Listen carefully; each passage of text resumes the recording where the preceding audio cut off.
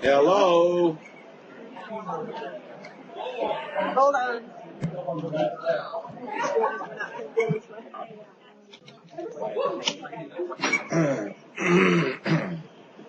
We got lots of cameras out here today.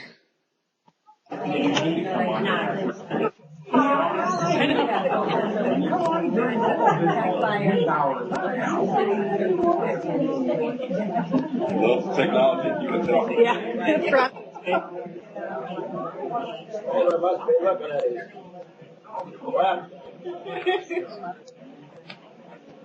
Hello. Hey, there we go. How can we have so many cameras out?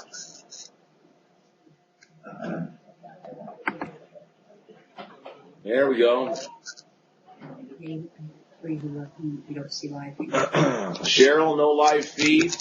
Mike, you already told me your camera's out, and Ketley is out also. We can see you. Okay.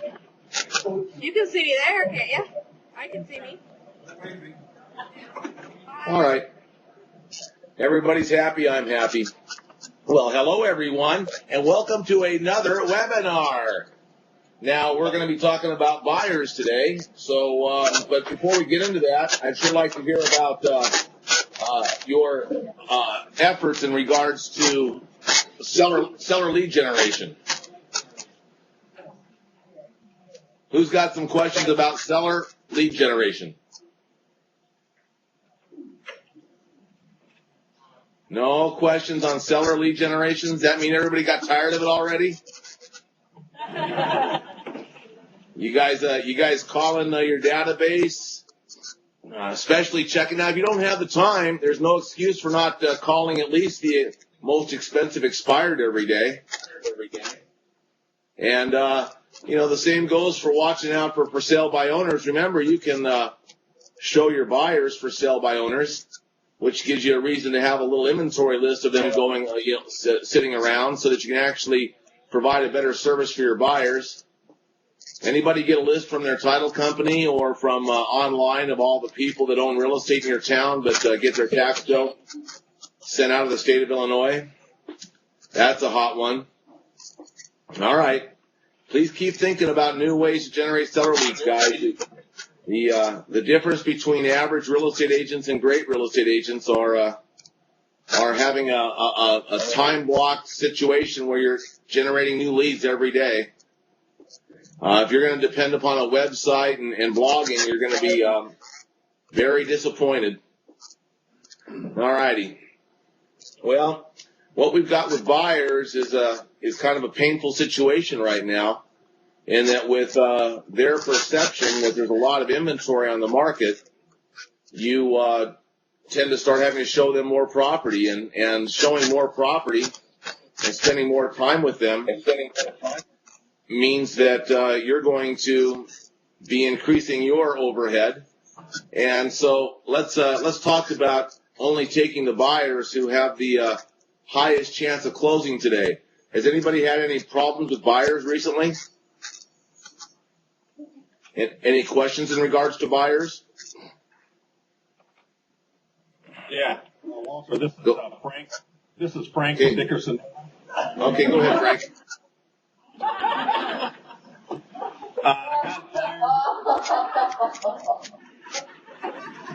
Got a buyer who is looking for a deal on every house. Okay. What's his motivation for buying, Frank?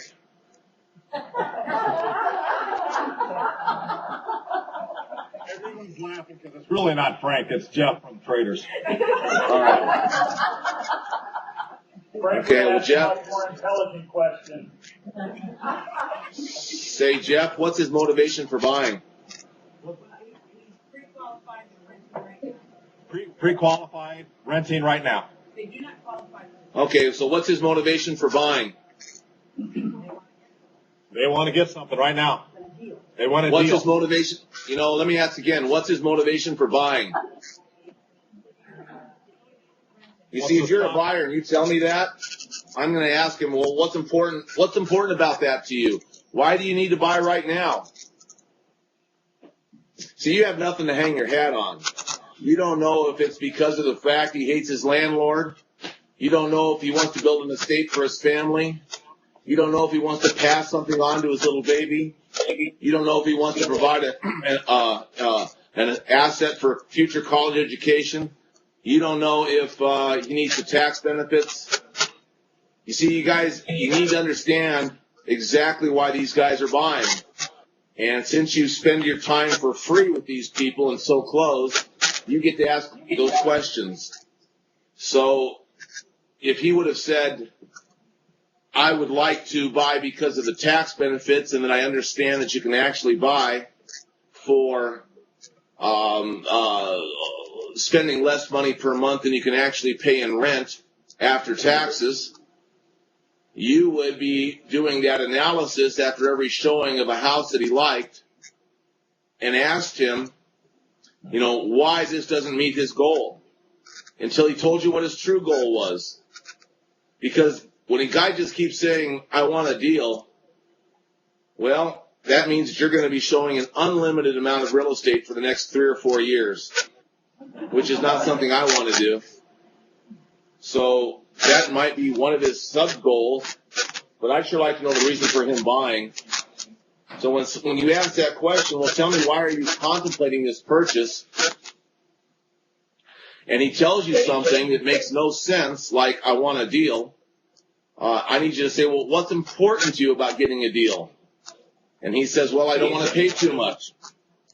Well, how do you determine how much is too much? Well, I want to buy at 10% below comps. You see, you need to get a formula from this guy, because what he told you, you can't put your finger on. So that means you're playing roulette real estate. And that means showing him stuff until until it gets crazy.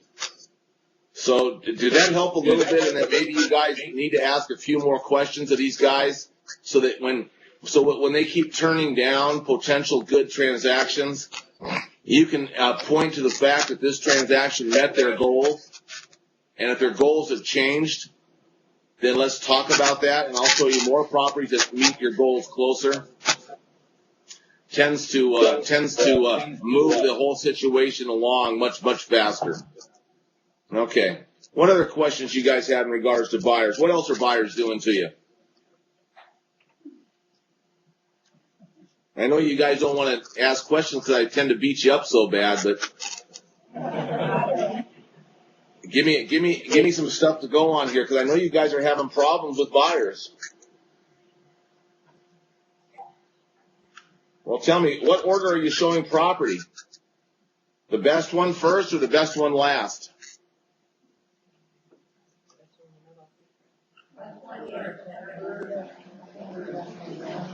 Okay, I got to tell you guys, in this market, you're going to kill yourself if you're not showing the properties in descending quality, which means that every showing, the property gets worse.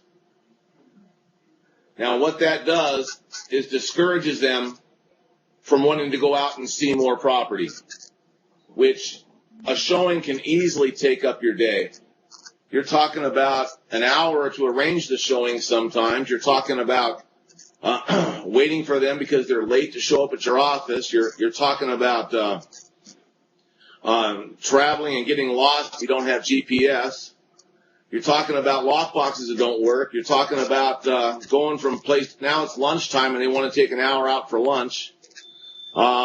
It could be, for some of you, you're showing 6 or 7 properties. It could be most of the day, at least most of the productive day. So get in the habit of starting to show real estate in the best one first and the worst one last. And you're going to find that you're going to have a client that wants to see less real estate. If you keep waiting to show the best one last, they're going to wonder what's going to be next week. So let's put it in descending order. Let's stop spending so much time at a house when they've already told you it does not work. You guys, I don't know if you're curious. I don't know if you want to